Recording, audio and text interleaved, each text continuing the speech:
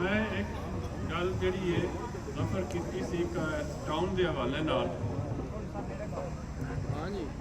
जफर ते टाउन जोड़े मुतासरीन सन इतने मौजूद होने सारे वो मेरे को आए सन तो मैं उन्होंने वादा किया सी कि तुसी खलोते रहना मैं तुहाडे नाल हां।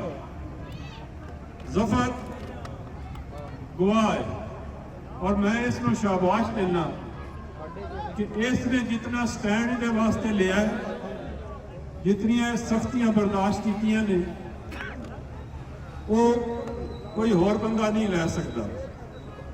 जफर मौजूद है जिस वक्त भी बुलाया क्यों भाई जफर जी इंज गल है बिल्कुल मैं ये पिछे होया जिथे जिथे जरूरत पई है मैं ये वादा किया सी मैं ये पिछे होया हुण भी असी दोवें नासर साहब भी ते मैं भी ये तुहाडे नाल वादा है कि तुहाडे नाल ज्यादती नहीं होएगी।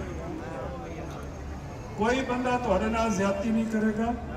बाकी खलोना तुसां असी तुहाडे पिछे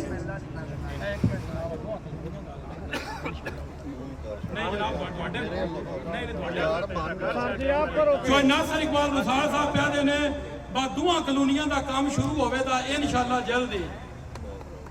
रब्बना रब्बना आतिना फिद दुनिया हसनतन व फिल आखिरति हसनतन व क़िना अज़ाबन नार व क़िना अज़ाबल क़ब्र व क़िना अज़ाबल मीज़ान।